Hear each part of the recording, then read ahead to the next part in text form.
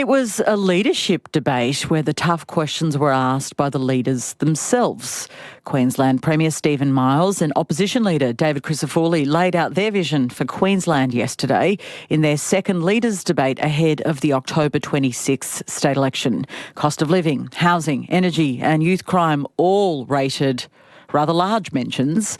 But the opposition leader, Crisafulli, was pressed if he'd stake his leadership on not changing abortion laws. I know the position we're taking to the election, and I want every person in this room to know that we are not changing that law. Now, I've said it privately, I've said it publicly, and despite that, the vitriol online continues.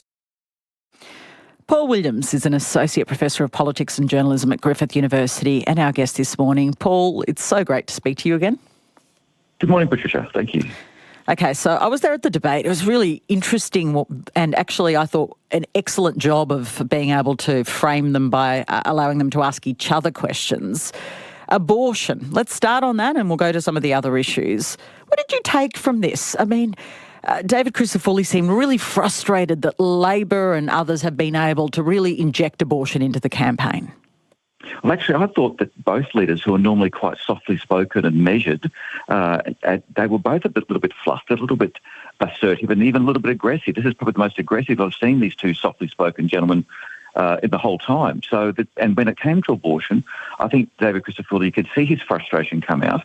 Now, obviously, the key point here is that while David Crisafulli has said his government, he has no plans or will not change the law, that's obviously got nothing to do with what the private member, the leader of the Katters Australia Party is going to do. They're going to introduce a private member's bill.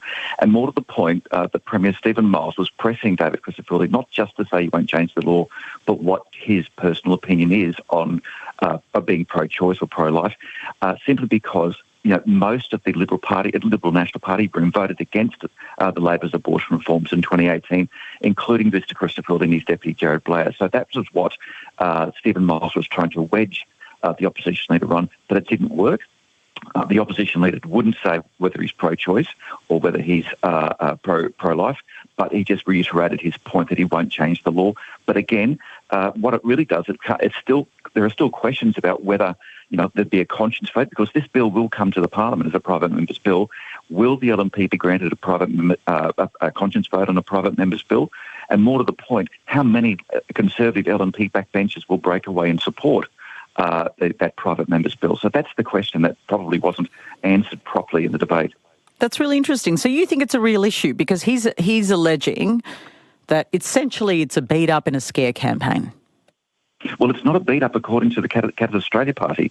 Robbie Katter is insistent that this is going to be put to the Parliament, and unless David Crisafulli can bang heads together, rule out a conscience vote and really insist that his entire party room votes with Labor to reject it, it will be a live issue. And that's the big fear inside the LNP, that if it is a conscience vote, that there will be some very conservative-minded people, often with a Christian or other religious background in the regions, because regional Queensland is very conservative, may break away, and the fear is that there might be enough to support this bill to see it get up.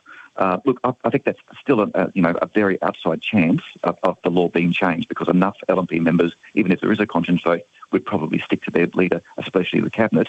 But it's enough. It's what I call it a policy hand grenade that Mr Katter has lobbed at the feet of the LNP, because it's really proved a huge distraction, and it's robbed the LNP of oxygen now for 2 weeks. And yet still it looks like the LNP is set for an election victory. But what impact might it have in, if I can use a kind of political term that's used, in terms of saving the furniture? I mean, Labor could have been decimated. Might it save them some seats? Look, it may well peel back some more progressive voters in Brisbane and the Gold Coast, although the Gold Coast seems to be lost. Labor only has one seat on the Gold Coast, and they look like losing it.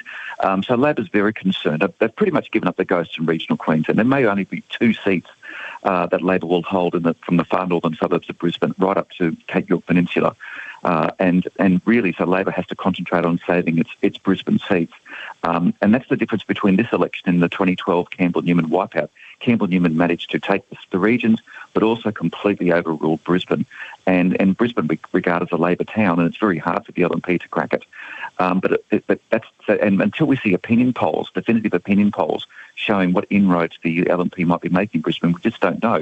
But we do know that there was an exit poll yesterday that showed that the LNP primary vote is up to 48% and the Labor Party vote is down to 30%, which suggests, yes, the LNP is starting to invade Brisbane, those Brisbane seats as well, which suggests that while the abortion debate has been an unwelcome distraction for the LNP, it doesn't seem to be a vote changer at this stage. Let's talk about the debate structure if we can. Both the Premier and the Opposition Leader fielded their own questions from each other, which I thought was a really interesting and actually successful approach. Do you agree? No, absolutely. I think it was innovative, and again, it sort of revealed different kinds of character and different kinds of strategies of each of the leaders. And again, both leaders have tried to be well behaved on this campaign, and as I said, they're both softly spoken, quite respectful but pragmatic politicians as well. But I think the gloves really came off yesterday. I think we saw a new side to both Stephen Miles and David Crisafulli. They were both quite aggressive. And it did get a bit personal, not just around about abortion, but when Stephen Miles was pushing David Crisafulli, because Labor's key theme here is that we're not getting enough detail from the LNP opposition. And, there's some truth in that. It's only in the last couple of weeks that we're seeing some facts and statistics coming out of the LNP on its adult crime, adult time policy, for example, which, again, Mr Miles pointed out, well, that's not really a policy, that's a slogan.